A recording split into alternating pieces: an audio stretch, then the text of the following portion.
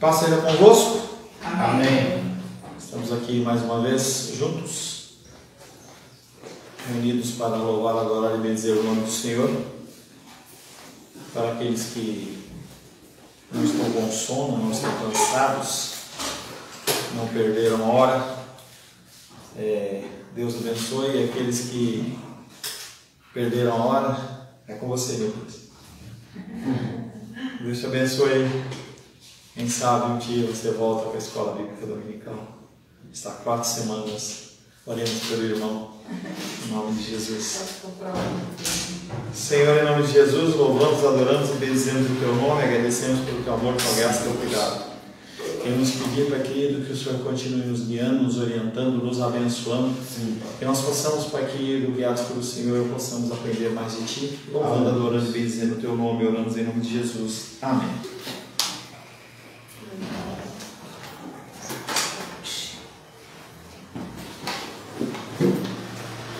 Quero saudar os irmãos e as irmãs com a paz do nosso Senhor Jesus Cristo. Amém. Glória a Glórias a Deus por mais esta oportunidade que o Senhor nos dá de estar na sua casa, meditando na sua santa e bendita palavra.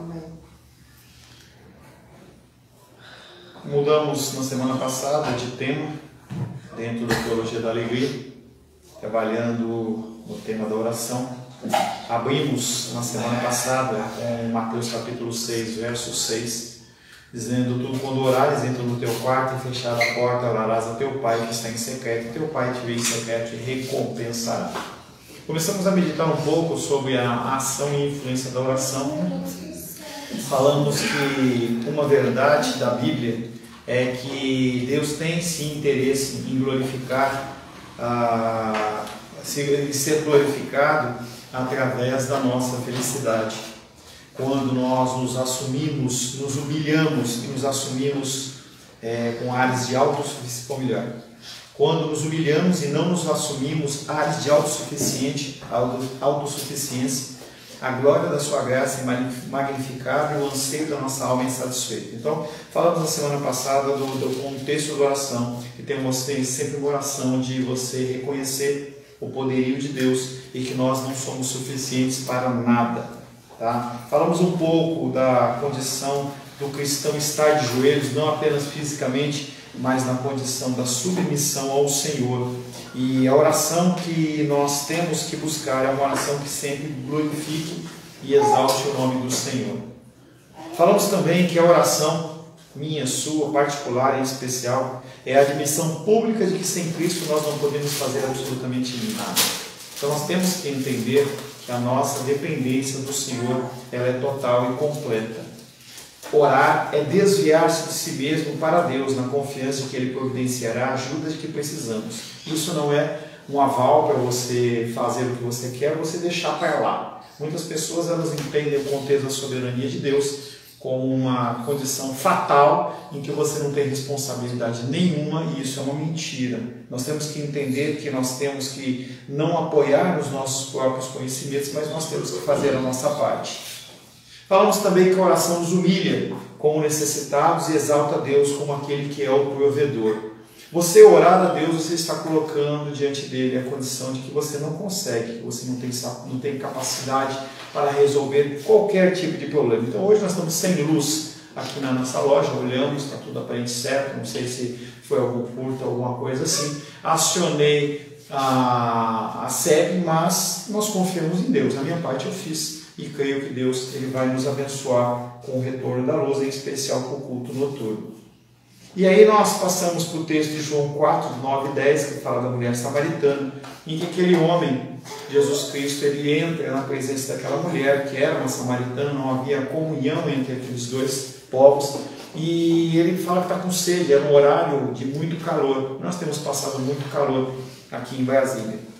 E aí naquele momento ele fala para ela de água, e ela está preocupada com a água natural, e na verdade Cristo está falando: eu estou oferecendo para você água viva. Se você tiver água viva, você não vai precisar de nenhuma outra água. E aí o termo é: se você conhecesse Jesus Cristo, você pediria. Falamos que é uma relação direta entre não conhecer Jesus e não pedir muito a Ele. Então quando você não tem um relacionamento com alguém, você normalmente fica cabreiro, fica meio constrangido de pedir ajuda, mas quando você conhece a pessoa, você tem liberdade para poder ligar, pedir ajuda e fazer qualquer coisa desse tipo. A pessoa que não ora, geralmente não conhece a Jesus. Então, cristãos, eu tenho encontrado na minha caminhada pastoral pessoas que não oram, pessoas que não têm um tempo de oração com Deus. As pessoas não conseguem nem agradecer a própria alimentação. Elas não conhecem Cristo. Elas fazem parte daquele grupo de pessoas que, no dia do juízo, Deus vai olhar para eles e falar assim: não te conheço. É algo muito sério, é algo muito grave. As pessoas têm que entender que a oração é a nossa comunhão com o Senhor. É como nós falamos com Deus. Nós já falamos que Deus ele fala conosco da maneira que Ele quiser, de diversas formas. Mas a condição de nós falarmos com Deus é através da oração. Não há outra forma de nós falarmos com Deus.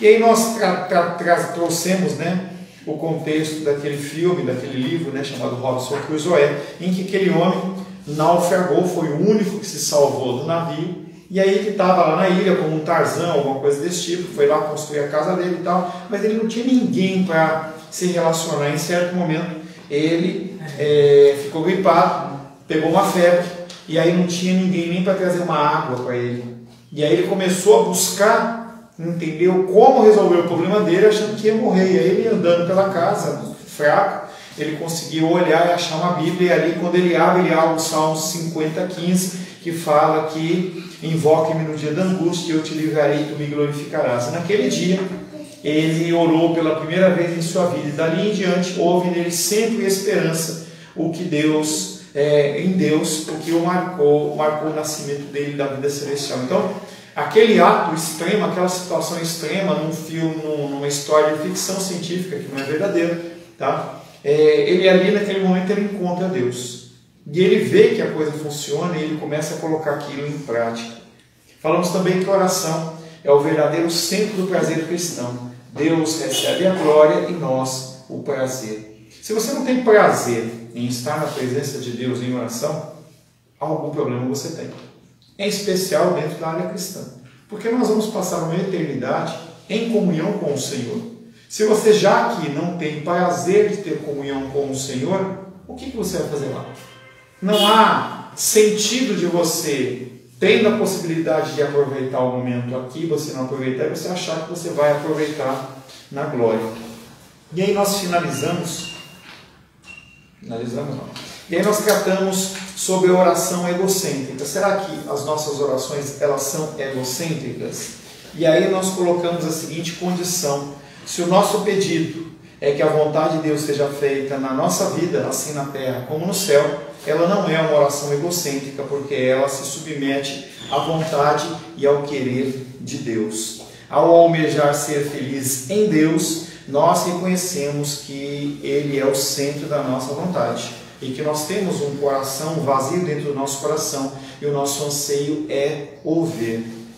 E aí nós finalizamos falando sobre oração adúltera, uma oração prostituta, uma oração que faz com que nós apenas usemos o nosso Deus como um canal para conseguir aquilo que nós queremos. Barganha. E aí... Não é nem barganha, você é muito mais uma adoração profana. Quando a gente pensa na adoração, a gente tem que sempre pensar em uma divindade em que você oferece algo a ela. Se você oferece algo a ela, no sentido de receber algo em troca, a sua adoração ela é profana. É o que acontece nos centros de cultura afro e tudo mais. A nossa adoração ela não pode ser uma adoração motivada em receber algo em troca. Nós simplesmente adoramos ao Senhor pela satisfação do que nós já temos. É uma realidade. Nós já temos tudo, né? Nós já temos. Paulo fala que nós já fomos abençoados com toda sorte de bênção. Mas a gente pode almejar a paz, essas coisas. Sim. Mas ano que vem é isso. Não, aí que tá. Você tem que buscar, mas mais para frente um pouquinho a gente vai falar isso aí, mas o objetivo é você buscar isso, mas não se alegrar só nisso. Entendeu? Você se alegrar no abençoador e não na bênção. Entender que é como se fosse um prêmio a mais. É algo a mais que você recebe. Então a salvação é algo que é pleno e completo, que é o que nós vamos começar a trabalhar hoje em Efésios, em especial no verso 3.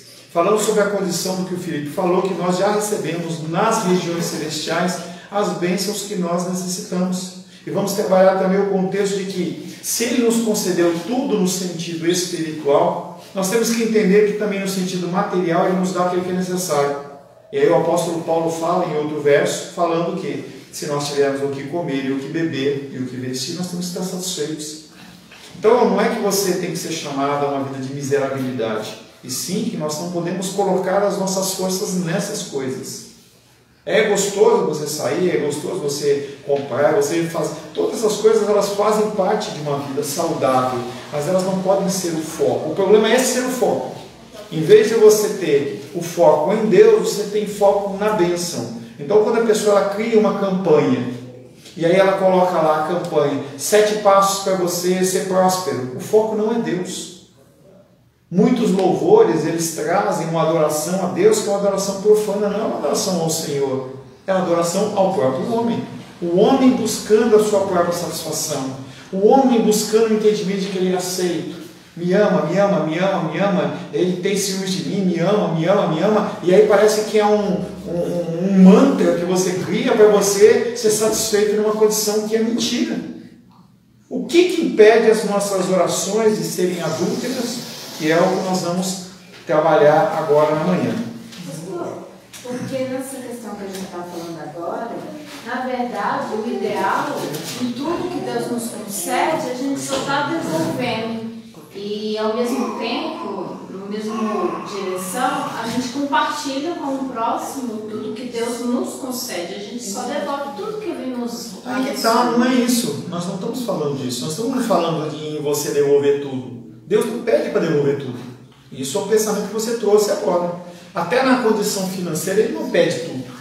Ele não pede todo o nosso tempo. Nós não temos que devolver todo o nosso tempo. Ele não tem que devolver todos os nossos bens. O Senhor, Ele quer que nós nos alegremos nele, sabendo que a satisfação é nele, que a alimento é nele, a provisão é dele, tudo vem dele. Mas não é uma questão de você devolver tudo para ele, nem compartilhar tudo com o outro. Não existe essa condição dentro das Escrituras. A única condição que nós vemos de alguém que entregou tudo foi Cristo. Ele é o único em toda a história. Fora isso, não há essa condição. Muitos pastores, eles usam alguma coisa como essa para fazer tosquia das ovelhas. Você tem que dar tudo, tem que dar seu tempo. Não, você tem que estar na igreja de manhã, de tarde, de noite. Você tem que participar de tudo, tem que fazer de tudo, tem que... Não é assim que funciona. O que você falou, Guilherme? A adoração também é para Ele. É só para Ele. A adoração é só para Ele. Mas você não tem que focar a sua vida apenas na adoração a Ele, mas a sua ação, ela glorifica o nome dEle e acaba sendo adoração. Mas nós temos que determinar, não é o momento agora, do que é a adoração. A adoração é uma demonstração ao Senhor que você é satisfeito nele. Tem pouca comida? Eu estou satisfeito. Tem muita comida? Eu estou satisfeito. Se eu tenho, eu sou satisfeito. Se eu não tenho, eu sou satisfeito. Se eu tenho um carro, eu estou satisfeito. Se eu não tenho, eu estou satisfeito. E não é uma satisfação no sentido de você não se movimentar. É uma satisfação de você saber que aquilo é a porção que o Senhor entregou naquele momento. É a porção perfeita. Porção perfeita. As pessoas nos dias de hoje, as pessoas não conseguem ver essa condição da porção perfeita. A mesma condição do problema do povo de Israel no deserto, em que Deus derramava o maná, que era a porção perfeita para eles, mas para eles não era satisfatório. Pastor Paulo, eu lendo a Bíblia, foi até ontem, eu estava lendo a Bíblia, e eu vi... Quem leu a Bíblia ontem, levanta a mão. Comecei a entender, estou começando a entender algumas coisas. E o que é mais importante na minha vida aqui na terra é fazer com que o nome do Senhor seja glorificado. Sim. Aí eu leio na Bíblia e falei assim, meu Deus, se isso é o mais importante, o que eu, André, posso fazer para que o nome do Senhor seja glorificado? Aí eu comecei, né? Bom, entregar dízimo, eu glorifico o nome do Senhor. Entregar oferta, eu glorifico o nome do Senhor. Aí eu comecei a ver a minha vida cristã, comecei a ver o tão grande que eu sou falho em glorificar o nome do Senhor. Por quê? Muitas das vezes eu estou rodeado de amigos, pessoas que trabalham comigo e tal, e naquele momento ali era para eu falar alguma coisa de Cristo. Isso é glorificar o nome do Senhor também. E aí eu comecei a palavra de Deus, ler a Bíblia, ela nos confronta demais. E eu tenho enfrentado muito isso, pastor. Então, quanto mais a gente lê, mais a gente vê o tanto que a gente é falho. E aí eu fiquei, hoje eu estou procurando fazer uma forma de glorificar a Deus, porque isso é que importa que o nome do Senhor seja glorificado. Fala com a Menise e não comigo, que eu que eles vão mostrar para você uma forma de você. Não que eu fique rico, não que isso não é o importante. O importante é que o nome do Senhor seja glorificado. Ainda que eu venha ser rico, mas o importante é que o nome do Senhor venha ser glorificado na minha riqueza. E não eu ser o André, o homem rico. Eu, assim, estou aprendendo, pastor. Até Cristo voltar, você melhora mais um tiquinho. Agora só, como é que é perguntar o Nicolas e a Melisa, queridos? Pergunta para eles, porque ontem eles vieram aí fazer evangelismo. Eu vi. Tem umas pessoas que deram cano, né? Pastor, né? o Nicolas também com traço de... Tá. Então vamos lá. Deliciando-se com a criação sem cometer idolatria, exatamente o contexto de nós nos alegrarmos com o que Deus nos concede, estou falando de bênçãos materiais. Não adianta você colocar anjo nisso, estou falando de bênção material mesmo. Isso, na verdade, faz parte de uma pergunta muito maior, que é: como uma criatura pode desejar e alegrar-se na criação sem cometer idolatria? Olhar para uma situação e você não ser idólatra. Então, nós estamos vivendo um tempo ímpar na nossa história, em especial por conta da eleição que vai. E ontem eu estava numa reunião, e aí eu estava com uma blusa vermelha. Não era vermelha, era vinha, né? Vinha. E aí haviam 5, 6 pastores. E eu estava sentado, a pessoa chegou, ela olhou e falou: pô, cara, nesse cenário que nós estamos, você dá com essa blusa aí, as minhas eu guardei todas. Eu falei assim: desculpa, mas cara, mas eu não sou idólatra.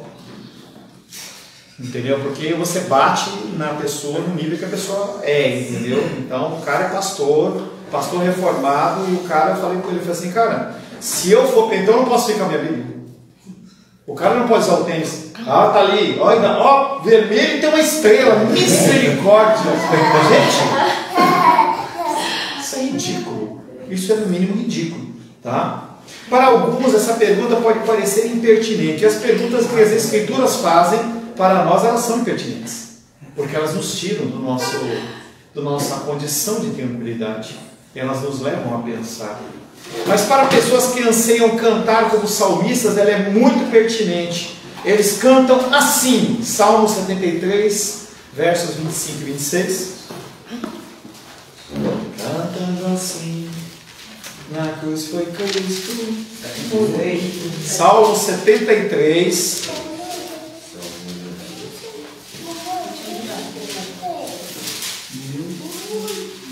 versos 25 e 26. Quem mais tenho eu no céu? Não há outro em que eu me compraza na terra.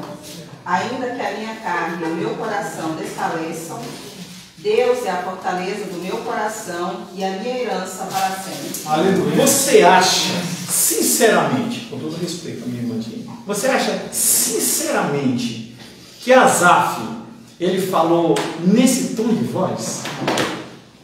Ele falou com essa entonação? Eu não ouso, eu prefiro criticar gente, né? Eu não vou ousar fazer, mas imagina como essa pessoa falou: quem mais tenho eu no céu? Eu consigo olhar para ele, olhando para os céus. Ele falou: quem mais tenho eu no céu? Talvez ele tinha, em cada palavra ele suspire e ele fale: não há outro em quem eu me compraze, em que eu me alegre na terra. Não há nada em que me alegre. Ainda que a minha carne e meu coração desfaleçam, ou seja, na falta, na dificuldade. Asaf. Asaf é o cara.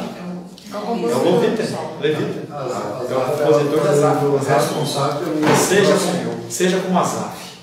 Asaf era responsável pelo louvor. Um deles, né? Era cíclico, né? Ainda que a minha carne e meu coração desfaleçam. Lembra de Abacuque? Ainda que a figueira não floresça. E a gente vê essa condição das Escrituras, Paulo falando: eu não sei se eu morro, ou se eu fico vivo.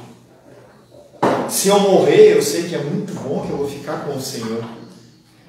Mas se eu ficar vivo, eu também glorifico a Ele. Você vê essa condição do ser humano, ele estando entre a cruz e a espada, mas ele afirma, Deus é a fortaleza do meu coração e é a minha herança para sempre. Ele confia no Senhor. Amém. Esse rapaz, esse Asaf, ele confia no Senhor. Salmos 27:4. Vamos lá, Luiz. Pastor, igual uma vez você contou a história daquele homem viajando, né, lá no Rio, e em meio ao drama de perder a família, ele compôs um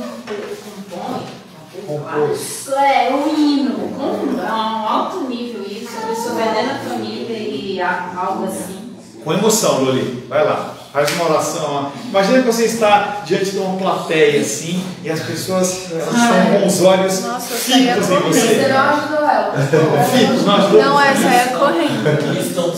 Salmos 27:4, vai lá. Uma coisa peço ao Senhor e a buscarei, que eu possa morar na casa do Senhor todos os dias da minha vida, para contemplar a beleza do Senhor e meditar no seu templo. Aleluia. Davi aqui nesse salmo, eu não sei identificar se ele já era rei ou se ele não era rei. Eu acho que não era rei, tá? Mas independente disso, ele tem uma promessa que vem de Deus e ele tem a certeza que Deus vai cumprir. E aí ele olha e fala assim, eu não quero pedir reino, não quero pedir dinheiro, não quero pedir livramento, não quero pedir nada.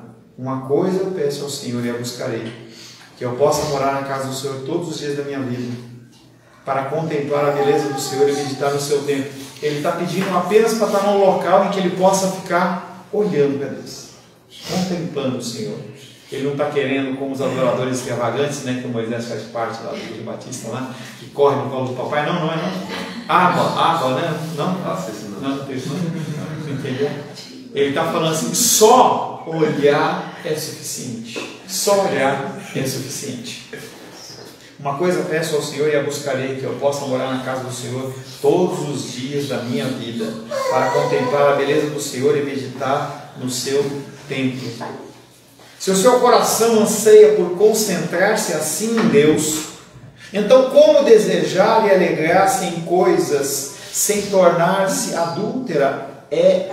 Idólatra é uma questão crucial. Se o meu coração ele anseia por Deus dessa maneira, como que eu vou olhar para os benesses que Deus me dá e eu não idolatrar essas coisas? Isso é uma coisa muito séria dentro do conceito de adoração. Então vocês estão aí, o Felipe e a Rayane estão aí com a Heloísa, entendeu? Como olhar para a Heloísa e não olhar para ela como a razão da vida. E aí eu estava vendo, por exemplo, lá o Gabriel lá, ele, Sampaio, ele colocando a foto dele lá com o Miguel. Como um pai ter um filho recém-nascido e não olhar para aquela criança como uma coisa acima de Deus? Exatamente a charada de Abraão com Isaac. O coração dele foi pendente. Ele não aparece lá, essa história. Mas Deus, que sabia o final da história, ele começa a mostrar para Abraão, que era um homem que se relacionava com Deus, onde estava o coração dele. Porque ele deve ter tido em todo o caminhar dele, ele deve ter tido um pensamento na condição de que, será que eu duvido que Abraão, ele naquela caminhada dele, ele não foi martirizando como que eu vou fazer? Será que Deus vai deixar um bichinho lá? Será que eu vou sair para caçar? O que é que vai acontecer? A ação de Abraão, ela é uma ação contínua derramada nas Escrituras. A gente vê um homem forte, um homem que não expressa verbalmente nada, mas eu duvido que o coração de Abraão não estava o coração temeroso do que iria acontecer, com toda certeza. E aí no momento em que ele ia imolar o filho dele, Deus ele derrama uma graça tremenda, que aquele homem nem pensa, nem faz nada, e ia para matar mesmo. Mas é algo que deve ter abalado o coração dele em algum momento. E pastor, eu fico pensando. Calma, filha. Tá bom. Eu acho que isso também tem muito a ver sobre o conhecer a Deus. Deus já havia chamado ele há muitos anos, né? ele saiu da terra dos pais dele, então ele tinha um relacionamento com Deus. Não que isso deu um motivo, né, e o suficiente, mas muito se tem de você colocar o seu filho acima de Deus é a questão do seu relacionamento. Se você tiver a oportunidade de ver Deus como você vê seu filho toda manhã e acreditar nisso, não estou dizendo que vai se tornar possível, mas o nosso relacionamento com Deus é o que vai acabar com esses ídolos, né? Colocar cada ídolo no seu devido lugar e destruir eles.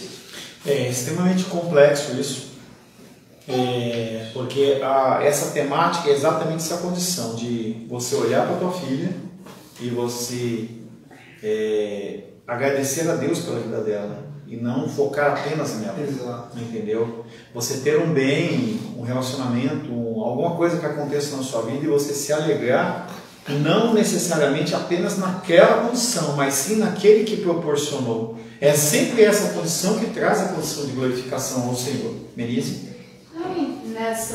Eu acredito nesse mesmo sentido do que o Felipe falou, de entendendo quem Deus é. Ana, me veio Ana assim na cabeça, né? Que a criança ainda, para uma mãe deve ser muito difícil. A criança ainda pequenininha e ela devolveu ao Senhor e Deus a abençoou ainda com outros filhos diante do, né? Assim. Não consigo ver a condição de Ana nessa condição que nós estamos falando. Não consigo. Tá? A oração de Ana foi uma oração que ela estava totalmente aborrecida por uma situação de que ela não era mãe, a condição de uma mulher sem ser mãe naquela época era uma época de que a mulher era maldita e ela estava procurando seus próprios interesses. Ela fez um voto com o Senhor. Eu estou falando de uma posição muito mais acima do que essa condição de Ana. Como a oração pode glorificar a Deus se ela é uma oração por coisas? Nós oramos por coisas, por situações, por pessoas, por coisas. Nós vamos dar o nome de coisas para englobar geral, mas nós oramos por coisas. Como que as nossas orações elas podem glorificar a Deus se elas são por coisas? Ela parece glorificar as coisas, as situações, aquilo que nós estamos pedindo. Naturalmente, parte da resposta foi dada no texto que nós já meditamos na semana passada, de Robson Crusoe, ou seja, Deus recebe a glória como doador suficiente. É por isso que, quando você receber o privilégio, alguma coisa que aconteça na sua vida, dê glórias a Deus. Amém. A pessoa olha para você e fala, caramba, legal. Glórias a Deus. Mas não é tem cuidado, que mesmo a condição do glória a Deus pode ser uma condição pecaminosa. O cara fala, pô, parabéns pela sua exposição, pelo seu sermão. Glória a Deus, né? Entendeu? O coração nosso, ele demanda realmente um cuidado o tempo inteiro. É como um jardim, e o coração é um jardim, em que você não pode ficar o tempo inteiro de olho para ver se não nasce uma erva daninha. Porque a coisa mais fácil que tem é nascer uma erva daninha. Mas isso é apenas uma parte da resposta, porque pode haver um mau uso das coisas, mesmo quando agradecemos a Deus como doador. O restante da resposta é dado por certo cristão que diz: você não se alegra no mundo corretamente enquanto não vê como um grão de areia demonstra a sabedoria e o poder de Deus, e preza em cada coisa o serviço que presta a você, manifestando a glória e a bondade de Deus à sua alma, bem mais que a beleza visível na sua superfície ou serviços materiais que pode prestar ao seu corpo, que é o resumo que nós estamos falando aqui. Você é abençoado por uma situação qualquer que seja, de saúde, financeira, material, o que quer que seja. Você se alegra naquilo, mas não naquilo como o objeto, e sim como algo que o Senhor te concedeu. É sempre a figura do abençoador que está concedendo aquilo. É a figura de você olhar para os céus e você olhar e falar, caramba, que céu bonito, legal. Mas, poxa, que legal, obrigado, Deus, por esse céu bonito. Olha como muda o foco. Obrigado, Senhor. Então, fora dos meus deslizes, né? Com frequência, eu olho para minha esposa e falo assim, Deus, muito obrigado pela esposa que o Senhor me deu. Uma pessoa inteligente, uma pessoa cristã, uma pessoa que me agrada, uma pessoa que faz um alimento gostoso para mim, que é minha companheira, que me suporta, que tem paciência por mim. Mas eu não estou exaltando a ela, eu estou exaltando ao Criador que me concedeu. E quando você começa a olhar para os benefícios de Deus de uma maneira dessa forma, o foco não é o bem. O foco não é o celular novo, ou o carro novo, o apartamento, não é uma coisa. É simplesmente a condição de que Deus, Ele olha para você e te concede aquilo como uma graça sobre a sua vida.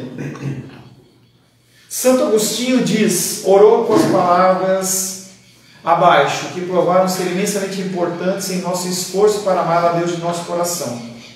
Se todas as coisas são vistas e usadas como dádivas de Deus e como espelhos da sua glória, não precisam ser ocasiões para idolatria. Se nosso prazer nelas é sempre também o prazer em quem as fez. É sempre a minha alegria naquilo que eu tenho, naquilo que eu sou. Ela tem que ser sempre em Deus. Por isso que comece o seu dia em oração, glorificando a Deus e apresentando as situações ao Senhor. Apresentando a igreja onde você congrega, o trabalho que você faz, todas as coisas. Tem o tempo, se você não tem o tempo de gratidão ao Senhor em relação à alimentação, você tem que ter isso. Saia dessa condição de almoçar no sofá, almoçar em família. Não, porque você cria o hábito, entendeu? Então eu vejo famílias em que na hora do almoço cada um vai para um lado, entendeu? Não é assim não. Tem que se sentar junto, tem que se ter um tempo de gratidão ao Senhor. Agradeça. E eu venho pensando, se a gente não deveria, depois de agradecer o alimento que nós iríamos comer, nós não agradecer pelo alimento que nós tivemos. Porque a condição da gratidão em relação àquilo que você está se alimentando, quantas pessoas não têm? Nós entramos num automático de que essa é uma situação comum. Não é comum. O comum é não ter comida. O comum é não ter os recursos financeiros. Eu olho para a vida de algumas pessoas que trabalham dentro do meio eclesiástico. Gente, as pessoas elas não têm dinheiro. Não têm dinheiro. E aí eu converso com vocês, converso com um com o outro. Poxa, a nossa preocupação é muito acima do que as necessidades básicas. Eu preciso de dinheiro para isso, eu preciso de dinheiro para fazer o cabelo, eu preciso de dinheiro para fazer isso. A nossa discussão é por causa do sapato, da camisa, é por causa da luz. Gente, as pessoas não têm o básico. E mesmo assim nós não conseguimos reconhecer com gratidão aquilo que o Senhor tem nos concedido. C.S. Lewis escreveu assim uma carta chamada Carta a Malcolm. Não podemos, ou eu não posso ouvir o canto de um pássaro simplesmente como um som. E aí nós, lá em casa, a gente sempre faz um devocionalzinho, eu e Rosângela.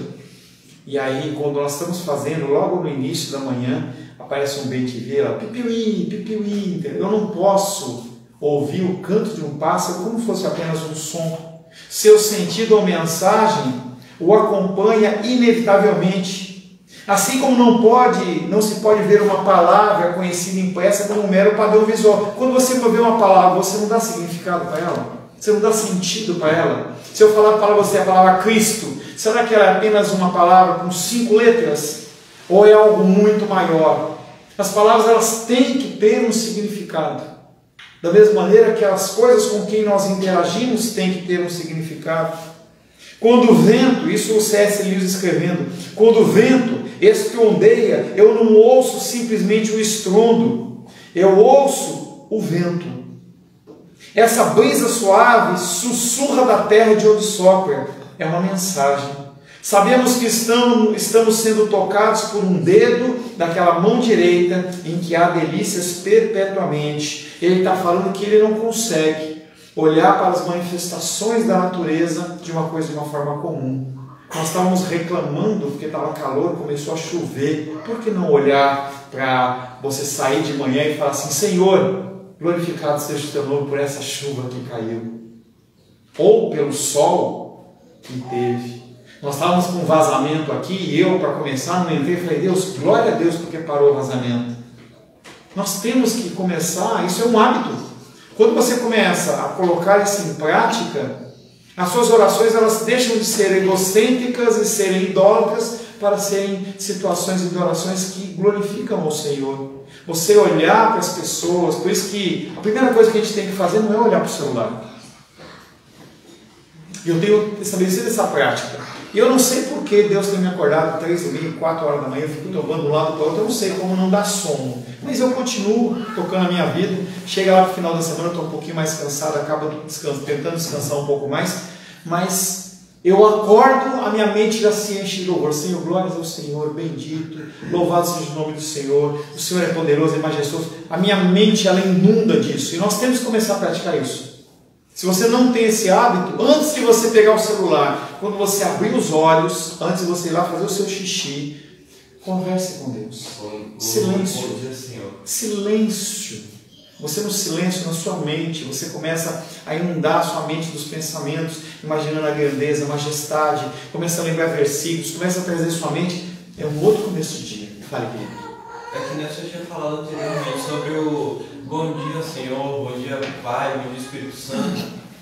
Porque quando o Senhor cria um hábito, que o Senhor falou, o Senhor não consegue mais parar de fazer. Não consegue. Porque o hábito, ele meio que impregna e ele entra na sua rotina. Se você tiver uma rotina e um hábito, você nunca mais vai deixar de fazer isso. E se o hábito for ruim, a mesma coisa. Tá? Por isso Só que ele vai impregnar mais. eu bato tanto na tecla da leitura das Escrituras, porque se você deixa para voltar, é complicado, é difícil, porque você acostuma o seu corpo, você acostuma a mente. Eu tenho acompanhado com a Rosângela o estudo, por exemplo, como é que é o negócio de diástase, não é diástase, né? É o contexto de você acostumar a manter o abdômen para trás, contraído. Se você não estabelecer esse hábito, você senta na cadeira. A minha mãe, entendeu? Ela fala assim, postura, alinha, entendeu? Porque se você desenvolver o hábito, você vai caindo na cadeira, aí fica aquela barriga. Se você acostumar o seu organismo, o seu abdômen a ficar numa posição, ele vai ficar em qualquer posição. É a questão do hábito. A vida cristã é uma vida de busca de hábitos. Nós temos que nos alimentar de hábitos bons. Se nós não nos alimentarmos de hábitos bons, nós vamos estar perdidos. O ato de experimentar a pequena teofania. O que é teofania? Menos a Jenny. O que é teofania? O que é teofania? Já falei isso. Está olhando para a cruz aí? O que é teofania? É você ver uma manifestação de Deus no meio da natureza. Então a gente vê, por exemplo, lá quando a sarça ardente queimava e não se consumia, a manifestação teofânica. Quando o Monte Sinai, ele em chamas, aquela cena deve ter sido louca. Melhor que da Marvel. Entendeu? Melhor. Mas a gente tem que ver a manifestação. Eu vejo a manifestação teofânica de Deus no Pipiuí, lá do Beija-Flor. Todo dia o Pipiuí vai lá. Aí às vezes aparece só o Pi, né? O Pi vai ficar Pi, daqui a pouco entra o outro, Pipiuí, entendeu? Manifestação teofânica de Deus. Nós temos que olhar para essas coisas como um ato de adoração. Então, se você não consegue olhar em adoração para as coisas pequenas, como é que você vai vir para a igreja adorar? E é um desafio, por exemplo, para a equipe de louvor. Essa semana, não hoje, mas essa semana que vai começar a segunda, terça, quarta, estabelecer um ponto em que eu vou acordar e vou falar assim, eu vou olhar para isso aqui até Deus. Se você começar a desenvolver isso, eu duvido que não rola uma adoração extravagante, mesmo sem correr pro ala, entendeu? Porque o nosso coração ele vai ser transbordante, não tem como. É natural, é algo natural. Se a nossa experiência de criação, se a nossa experiência da criação se torna a experiência do dedo divino, então é adoração e não idolatria.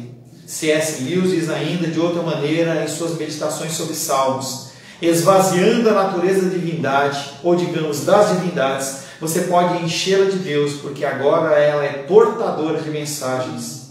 Há um sentido em que a adoração da natureza silencia, mas quando uma criança fica tão impressionada, e ele dá um exemplo, com o uniforme do carteiro, que esquece de pegar as cartas, é um ato de idolatria. Quando você olha para o benefício de Deus e esquece de agradecer àquele que concedeu, é um ato de idolatria. Nós temos que começar a olhar muito mais para quem nos abençoa. Portanto, pode ser uma idolatria ou não.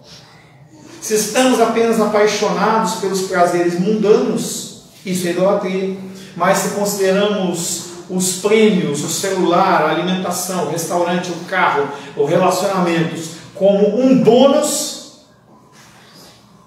que acompanha o prazer real das mensagens divinas, então isso não é idolatria. Então eu tenho que olhar para minha esposa e olhar e falar assim: eu amo estar com você, mas acima de você tem a figura divina de Deus. Se podemos orar por um cônjuge, um emprego, por cura física, comida, ou abrigo por amor a Deus, então mesmo nisso estamos centrados em Deus e não nos revelamos como egocêntricos.